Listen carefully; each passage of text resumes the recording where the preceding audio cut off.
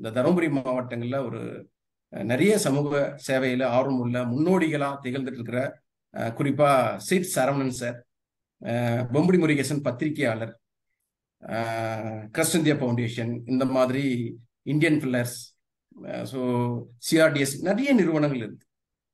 இந்த மாதிரி ஒரு பெரிய அமைப்புகளோடு நிறைய களப்பணிகள் ஆற்றுவதற்காக இணைந்து நம்ம இன்னைக்கு போயிட்டு இருக்கோம், நிறைய விஷயங்கள் பண்றோம். அப்படின்னாவே அந்த எண்ணங்களின் சங்கம் என்டிஎஸ்ஓ அப்படிங்கிற ஒரு அற்புதமான நல்ல எண்ணங்கள் உள்ளோர் நம்ம இணைந்து செய்யணுங்கிறது தான் நம்முடைய நோக்கம் அப்படிங்கிறது தான்.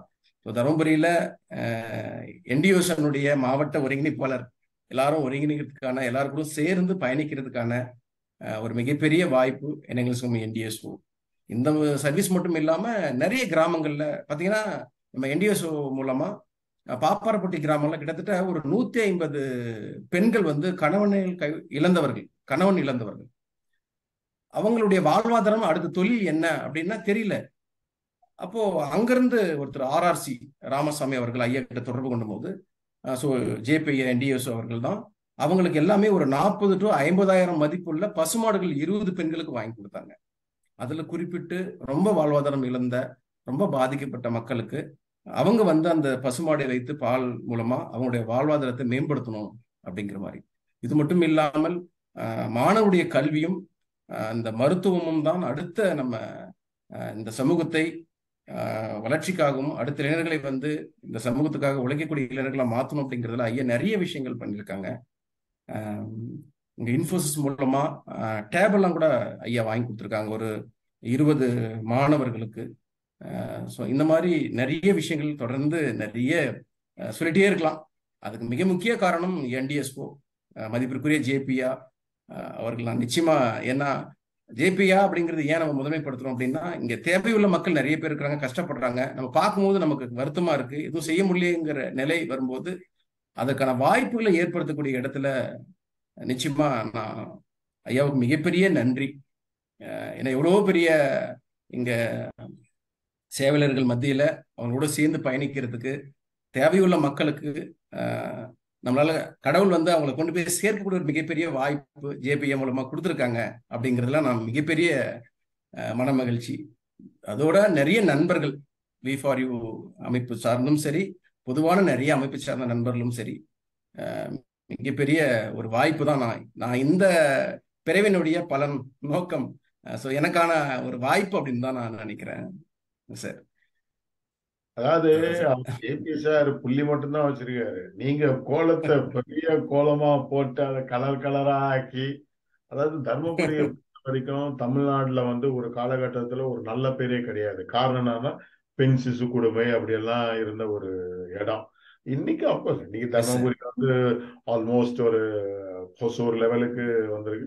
அது ஒரு பக்கம் இருந்தாலும் உங்களை மாதிரி ஆட்கள் வந்து நீங்க சேவை பண்றது வந்து ஒரு, அதாவது நீங்க சொல்றப்போ அவ்வளவு தெளிவு இருக்கு. இந்த மாதிரி எப்படி சொல்றது, அந்த கலைஞர்கள், அப்புறம் அந்த பெண் கணவனை இழந்தவர்கள், இதெல்லாம் வந்து தெளிவா பார்த்து கிளாரிட்டியோட அவங்களுக்கு என்ன தேவைன்றத பண்ணி, பசங்களுக்கு தேவையானதை பண்ணி, அவங்களோட குறிப்பறிந்து பண்றது வந்து அது நேரம்.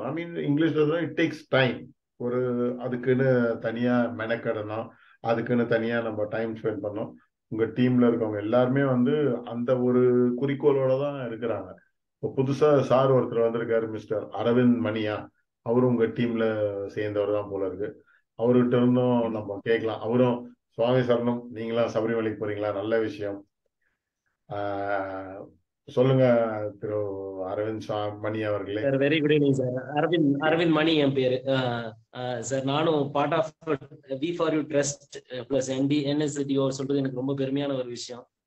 சொல்ல போனா அப்படின்னா, நாங்க ஒரு எதிர்பாராத சங்கமம். நீங்க எண்ணங்களின் சங்கமம் சொல்லுவீங்க, நானும் பிரகாஷ் சாரும் வந்து ஒரு எதிர்பாராத சங்கமம் அப்படின்னு சொல்லலாம். ஒரு மீட்ல பாப்புலேட் நம்ம தருமபுரி மாவட்டத்துல ஒரு ஏரியா இருக்குங்க. நான் எங்கேயோ இருந்தேன், அவர் அந்த ஈவெண்ட்ல ஆல்ரெடி இருந்தாரு. நான் ஜஸ்ட் லைக் தட் அவர் போய் ஒரு ஸ்பீச்சுக்காக போன ஒரு 1/2 hour ஸ்பெண்ட் பண்ணும் போது தான் அவரோட அறிமுகம் கிடைச்சது. அது எப்படின்னா, ஒரு ஐடென்டிபிகேஷன் பண்றாங்க ஆளுங்க. இவங்க வந்து சேவை உண்மையாவே சேவை மனப்பான்மை இல்ல வாய் வார்த்தைக்காக பண்றாங்களா அப்படிங்கிறத ரொம்ப அழகா ஃபில்டர் பண்ணி எடுக்கக்கூடிய ஆள் பிரகாஷ் சார். அவர் முகத்தை பார்த்தே சொல்லிடுவாரு, அது அப்படி ஒரு ஸ்கில்லா டேலண்டாலாம் எனக்கு தெரியாது. ஸோ அப்படி எனக்கு ஒரு வாய்ப்பையும் கொடுத்தாரு.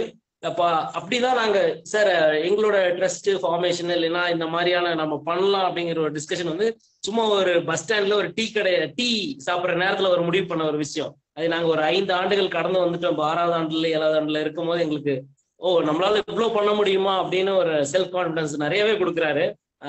நீங்க பிரகாஷ் சாரோட ஒரு முகம் தான் பார்த்திருக்கீங்க, இன்னொரு முகம் நாம வெளியே சொல்லக்கூடாது. ஏன் பிரகாஷ் சொல்லிட்டுங்களா சார், அவரு ஒரு விஷயத்த எடுத்தாரு அப்படின்னா ரொம்ப சீரியஸா அதை எடுத்து பண்ணுவாருங்க.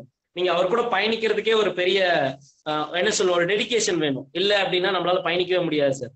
அப்படி நாங்க வேணுகோபால் சார் சிரிக்கிறத வச்சு நீங்க கண்டுபிடிச்சிருப்பீங்க நான் எந்த அளவுக்கு உண்மையை சொல்றேன். சௌந்தர் சார், விஜயகுமார் சார் எல்லாம் சிரிக்கிறத வச்சு சொல்லிடுவீங்க யாருன்னா அந்த அளவுக்கு நான் ஒரு உண்மையை சொல்றேன் அப்படின்னு. சார் இது என்னன்னா, நீங்க எண்ட் ஆஃப் தி டே காலையில நம்ம ஒரு பரபரப்பா காட்டுவோம்.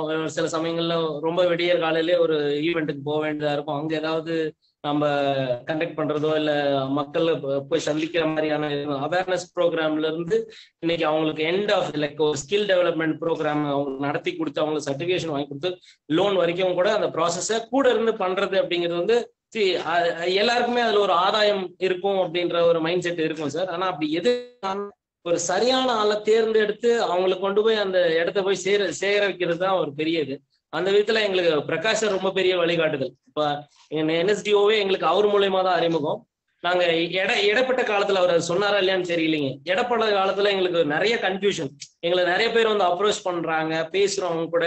அவங்க ஒவ்வொரு மாதிரியான ஒரு எதிர்பார்ப்போட நம்ம கூட பழகுறாங்க. அப்பெல்லாம் எங்களுக்கு அது இப்போ இதுக்காக தான் பழகுறாங்களா நம்ம கூட அப்படின்றத கூட தெரியாத அளவுக்கு இருந்துச்சு. ஆனா ஒரு தெளிவு வருது. ஒரு 2-3 ஆண்டுகளுக்கு அப்புறம் தான் எங்களுக்கு ஒரு தெளிவு வந்துச்சு. இல்ல இவங்க ஒரு அரசியல் நோக்கத்துக்காக, இல்ல இவங்க வந்து அவங்க தனிப்பட்ட நோக்கத்துக்காக, இந்த மாதிரி எல்லாம் கொஞ்சம் ஃபில்டர் பண்ணி ஒரு சரியான இடத்துல கொண்டு போய் சேர்த்துது அப்படின்னா பிரகாஷ் சார் மூலயமா எங்களுக்கு இப்ப கிடைச்ச எண்ணங்களின் சங்கமம் அப்படின்னு ரொம்ப பெருமையாவும் ரொம்ப ஆணித்தனமா நம்பவும் செய்யறேன் சார்.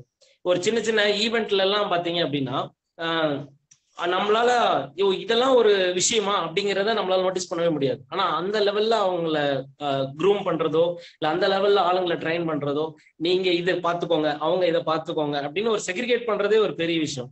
ஸோ இந்த மாதிரி நிறைய விஷயத்த நான் ட்ரஸ்ட் மூலயமா லேர்ன் பண்ணியிருக்கோம். அண்ட் என்ன அப்படின்னா எங்களோட ஸ்பீடு வந்து ரொம்ப மற்றவங்க மாதிரி ரொம்ப வேகமா வளரலன்னு நாங்க நினைக்கிறோம். ஆனா எங்களோட மக்கள் மத்தியில பெரிய ஒரு வரவேற்பையும் ஒரு ரீச்சையும் நாங்க பார்த்துருக்கோம் சார். அது எங்களுக்கு ஒரு பெரிய சந்தோஷம். அது மனப்பூர்வமா ஆத்மார்த்தமான ஒரு வெற்றியா நினைக்கிறோம். முக்கியமா அது பிளட் பத்தி நாங்க சொல்லணும். பிளட் அவர் சாரும் சொல்லியிருப்பாரு. ஆனா பிளட்ல ஒரு பெரிய இங்க தருமபுரி டிஸ்ட்ரிக்ட் அப்படின்னா நான் வேலை செய்யற பணியை செய்யற இடத்துலயும் சரிங்க, இல்ல வேற யாராவது அப்படின்னா இப்ப என்னோட சொந்தக்காரன் நினைக்கிறேன் நான் ட்ரஸ்ட்ல தான் வேலை செய்யறேன் அப்படிங்கிற மாதிரி நினைச்ச ஆளுங்களா இருக்காங்க. என்ன வந்து கேட்கறாங்க, நீ ட்ரஸ்ட்ல தானே வேலை செய்யற அப்படின்னு. அந்த அளவுக்கு ரீச் ஆயிருக்கா, சரி நல்ல விஷயம் தான் அப்படின்னு அந்த மாதிரி எல்லாம் இருக்காங்க.